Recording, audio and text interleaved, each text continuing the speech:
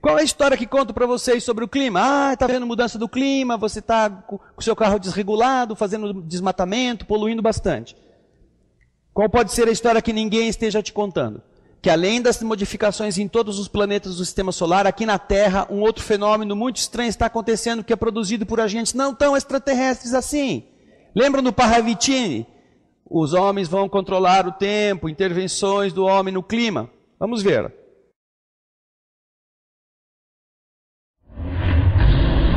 Dr. Brooks Agnew pesquisa a tecnologia de ondas ELF há 30 anos e está convencido de que o efeito do HAARP na ionosfera altera o clima. O HAARP não poderia afetar o jato diretamente, mas indiretamente sim, porque quando empurramos a ionosfera para o espaço, então a estratosfera, que fica embaixo da ionosfera, tem que se mover para preencher essa lacuna. E quando ela se move, pode puxar o jato, redistribuindo em centenas de quilômetros e mudando o modo como a água se move na nossa atmosfera. O Dr. Agnew preparou uma demonstração para provar como o HAARP poderia manipular a atmosfera. Bom, o que nós fizemos foi colocar um gerador de nuvem aqui. É um nebulizador ultrassônico que vai criar partículas de água como as que existem nas nuvens.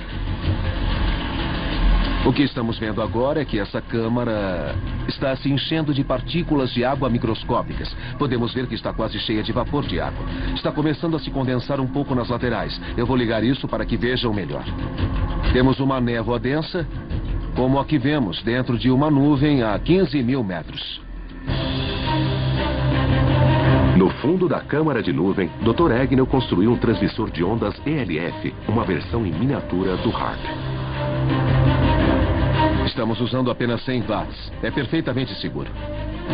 Quando o Dr. Agnew liga o transmissor de ondas ELF e começa a lançá-las nas nuvens, elas começam a se mover para o topo da câmara, levando a umidade.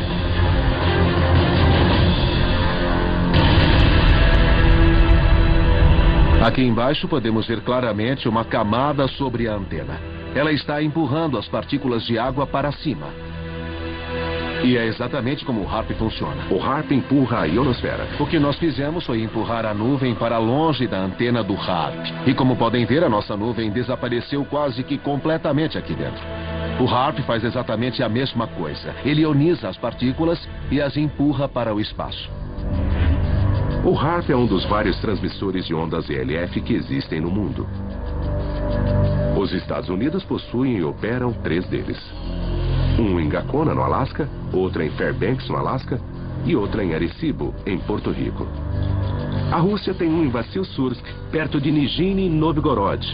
E a União Europeia tem um perto de Tromsø, na Noruega. Trabalhando em conjunto, esses transmissores podem alterar o clima em qualquer lugar do mundo, mudando totalmente o rumo da corrente de jato, provocando enormes tempestades ou secas. Seria possível até mesmo direcionar um furacão aquecendo a atmosfera e criando cúpulas de alta pressão que poderiam desviar ou mudar o rumo dos furacões. Esse é um fenômeno chamado, ou um estudo, um projeto em ação, chamado HAARP. Como vocês veem a sigla, High Frequency Active Auroral Research. Aqui vocês veem uma outra daquelas imagens. Projetor de terremotos. Vocês veem um aparelho que emite onda, que gera uma alteração sísmica parecida com aquela que os terremotos produzem e que fazem tremer as torres, os prédios. Pô, mas isso produz terremoto? Vamos ver. Olha só estas imagens de nuvens, que não são naturais, obviamente. Estas nuvens não acontecem desse jeito, ou essas imagens não acontecem naturalmente na natureza. Vejam só os lugares de onde saem as ondas. Noruega, Alasca, Porto Rico, de novo no Japão, aqui o outro do Alasca, e aqui, São Luís do Maranhão. Brasil vai ficar atrás de... Não, nós temos que ter tecnologia também. Isso aqui é no Brasil, o HAARP também. Agora aqui um depoimento. 正直、スマトラ沖地震と津波はアメリカの地震津波兵器の仕業だと言われたら、国際的な震災復興の協力体制といったって、むしろアメリカだってこんな人を登用するなんて、日本国政府は何を考えてるんだと思われてしまうのではないかというふうに心配をいたします。どう思われますか、浜田政務官。総務大臣政務官、浜田和之君。お答えいたします。地震兵器とか自然改変装置というのは別にアメリカだけではなくて、旧ソ連も今のロシアも中国も多くの国々がですね、研究開発に余念なく取り組んできた事実があります。でしかも地震あるいは津波、人工的に起こすということは実は技術的には十分可能だと言われているのは、国際政治軍事上においては常識化されているわけであります。そういった意味でスマトラ焼きの問題にしても、そういう可能性があるということを十分踏まえた上で、世界の国際政治の現実ということを捉える必要があるというのが私の基本的な考え方であります。だからといって、そのことによってアメリカ政府やアメリカのさまざまな企業が日本のために援助をしない、そんなことは決してありません。現実にさまざまなですね、アメリカの軍の関係の技術、国立のさまざまな研究所からですね、今回の大震災に関して技術的な協力をしたいという申し出が寄せられているという事実があるわけであります。Uma reunião do parlamento japonês em que o ministro que está reconstruindo o Japão informa isto. Não é conversa de boteco. Não é alguém com doideira na cabeça achando que todo mundo está conspirando contra todo mundo que está falando. É um fato divulgado dessa maneira em um parlamento de uma nação. Isto é um evento interessante, atribuído, segundo quem colocou isso, a uma dessas manifestações climáticas anômalas. Não há nuvem no céu, não há nenhuma ameaça de tempestade e começa a ver isto. Na plantação do homem, ele tem uma plantação que é coberta com plásticos. E ele começou a filmar este evento. E por causa do plástico é que nós estamos vendo. Se não tivesse o plástico, nós não saberíamos. Ninguém está vendo tufão nenhum, furacão nenhum. Vocês verão que ele chegará mais perto. Vai filmar o céu, está totalmente azul. Algumas nuvens distantes, olha, mas...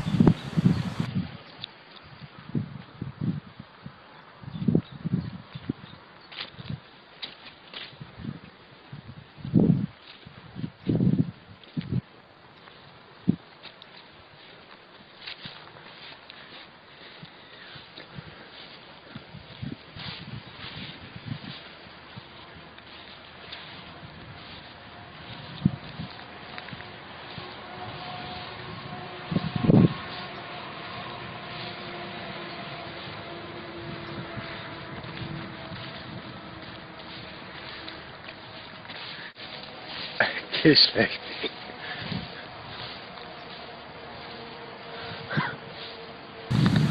Agora ele vai chegar mais perto.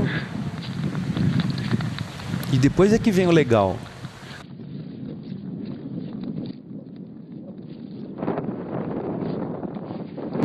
Esse é o barulho do vento.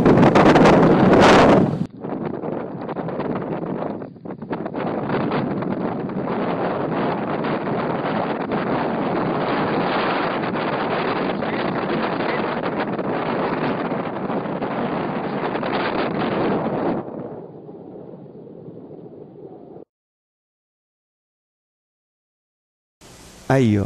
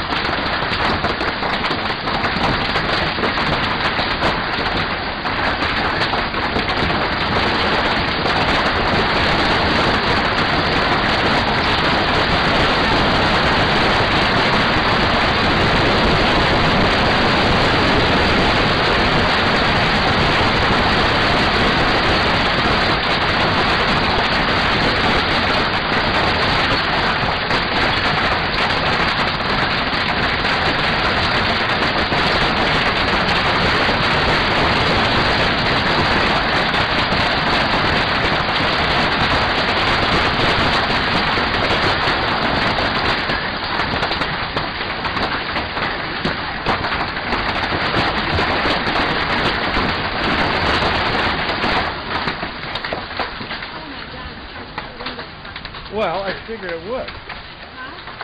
I said I'm not surprised there aren't more windows busted. That was amazing. Segundo as pessoas, esta é uma das indicações de eventos produzidos por aquelas inserções do ser humano na atmosfera, deliberadamente. Bom, e com relação a outros fenômenos da natureza, terremoto, tempestade solar, tempestade magnética, Nibiru, planeta X, Chupão, o astro higienizador, nós falamos algumas coisas no ano passado. Vamos dar uma olhada rapidamente. Terremotos de 1900 até 2008. Vocês vão ver uma escala daqui até aqui. Cada uma em uma data. Décadas nessa sequência. A cada 5 anos.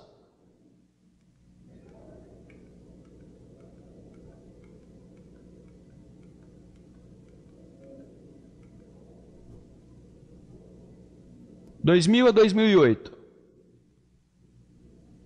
Um órgão oficial do governo americano sobre sismos, falando sobre quanto de terremotos nós estamos sofrendo. Aí. Tempestades, magnetosfera. O que é a magnetosfera? É um campo magnético que envolve a Terra protegendo das emissões magnéticas do Sol, sem o que nós não teríamos como viver. Nós somos protegidos pelo campo magnético da Terra, que desvia os raios. Tanto aqui você vê, ele está comprimido deste lado, e deste lado ele está expandido, porque aqui as linhas de força são levadas para o cosmos, sem problemas de pressão do magnetismo do Sol. Olha que interessante, vejam só, campos magnéticos comprimidos pelo vento solar à esquerda, aqui a Terra está bem apertadinha, e enquanto que se espalham livremente à direita, positivo ou negativo ou inverso, como queiram. Aqui é uma imagem de um site oficial, no dia 5 de agosto de 2011. 13 de fevereiro de 2012. As linhas de campo começam a se misturar. O de cima começa a vir para baixo, o de baixo começa a vir para cima. Enquanto isso, vocês começam a ver aqui como estas linhas começam a ser apertadas em relação ao centro da Terra. Maneira estranha. 23 de fevereiro, 10 dias depois desta imagem, 13, 23. Vejam o campo magnético da Terra. A pressão continua vindo deste lado, mas o que está produzindo isto que vem deste lado? Que não deixa que os campos, as linhas de campo magnético possam seguir livremente. E depois, 3 dias seguintes, 25 terremotos aconteceram, com estas magnitudes as maiores. Nenhuma agência científica falou nada. Nenhum cientista constatou alteração da rotina do Sol e suas explosões. Mas um carinha que está pesquisando isso disse, olha, daqui a 3 dias vai ter uma explosão solar. Daqui a 3 dias. Pois isso no dia 23 de fevereiro. Não dá para ver muito bem aí do fundo, nós vamos depois mudar essa cor aqui. 23 de fevereiro, esse investigador aqui, neste endereço eletrônico, fez uma previsão pública de que até o dia 26 de fevereiro haveria uma explosão solar. E as ondas magnéticas chegariam à Terra. E o que aconteceu? Vejam a notícia do dia 27. A explosão solar do Sol chegou à Terra e produziu esta aurora boreal. Agora, 8 de março de 2012, a posição do campo magnético à direita começa a se curvar novamente. Vejam só. Nesta condição, terremotos aconteceram nessas magnitudes. O mesmo carinha, no mesmo endereço eletrônico, fez outra previsão dizendo que nos próximos 3 dias haveria uma nova explosão solar. Here is the Earth, here is the Sun. Sol, a Terra. Now watch when this eruption hits the Earth. Right here on the 11th. 11 de março, a explosão solar chegando aqui. Ninguém fala nada. Ninguém diz isso. Algumas alterações magnéticas que nós estamos vendo nesse sentido. 25 de dezembro e aqui ao lado a quantidade de terremotos e os terremotos maiores neste período de 3 dias.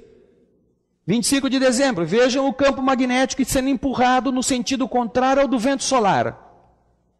8 de janeiro, 14 de janeiro, 19 de janeiro, 22 de janeiro, 11 de fevereiro, E olha que coisa interessante, quando ele começou a mostrar isso e fazer essas previsões e colocar as previsões na internet e divulgá-las, isto que você viu aqui, com estas imagens tão bem feitas, eram produtos de estudos oficiais, científicos, que eram divulgados por um serviço profissional que tem acesso a essas informações e faz esses mapas. Qual é esse serviço? National Instituto de Informação e Comunicação do Japão. Aqui está o endereço eletrônico, onde esta imagem se encontra. Bastava consultar o NICT e você teria acesso a essas imagens. Depois que esses fatos se tornaram públicos, o serviço de real-time da magnetosfera foi suspenso. Aqui está a informação que eu tirei da internet e pus aqui.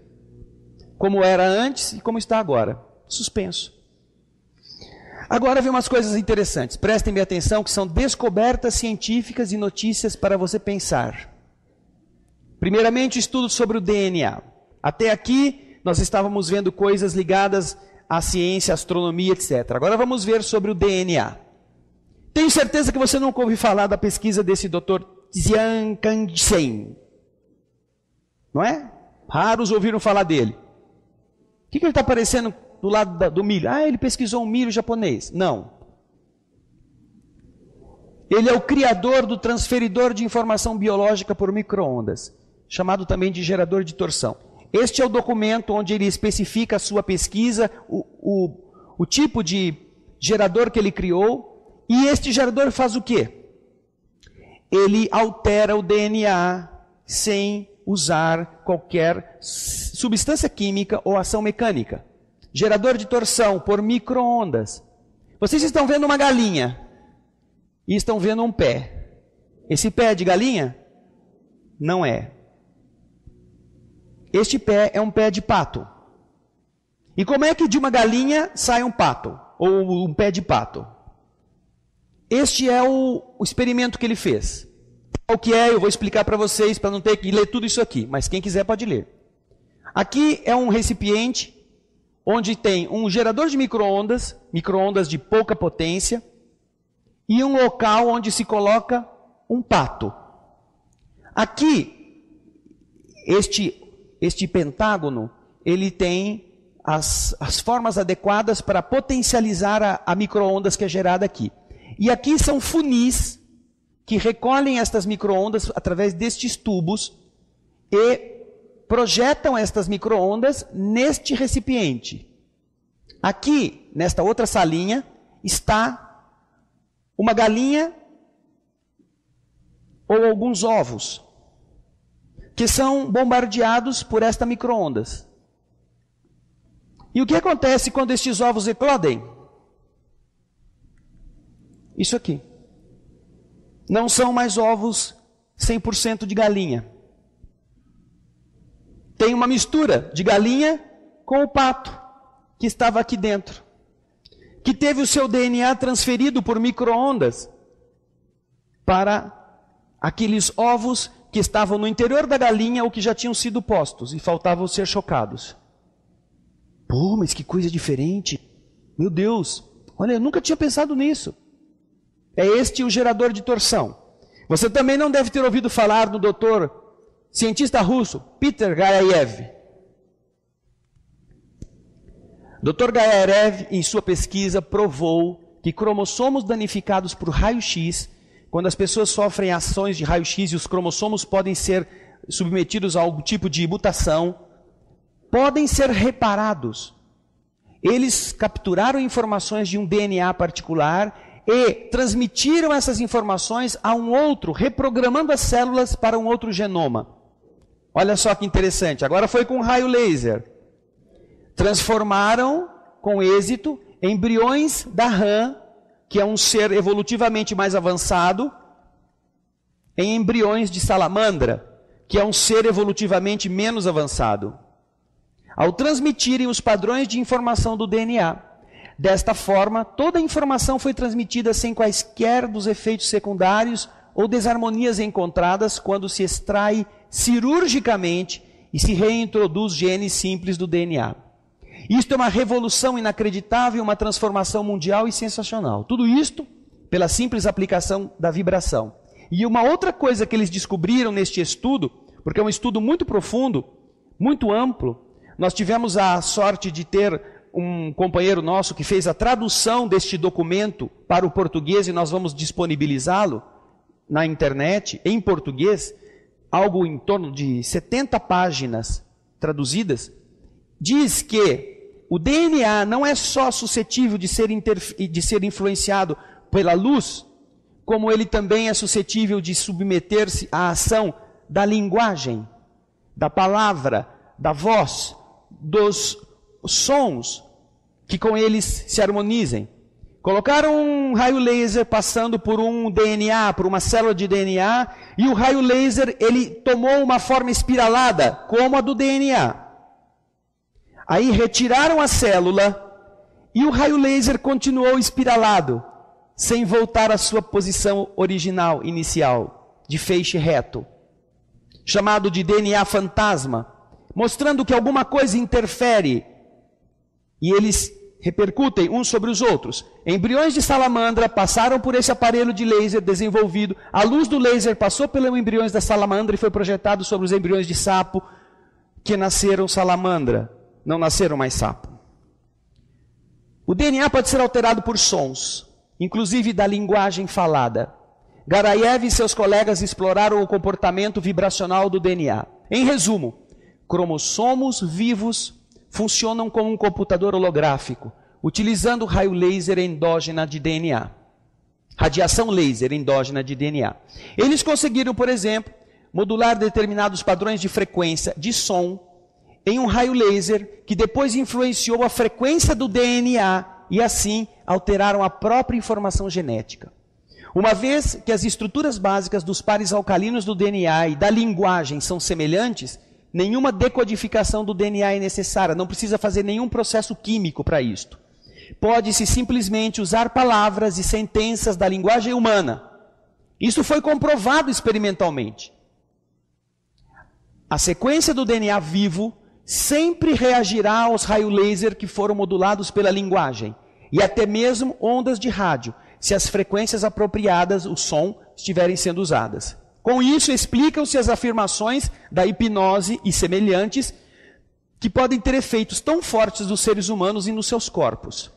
Isso é inteiramente normal e natural para o nosso DNA reagir à linguagem. Quando você elogia uma pessoa, quando você critica uma pessoa, quando você xinga, quando você age de uma forma violenta ou gentil, isto modifica as coisas, mais do que nós estamos pensando.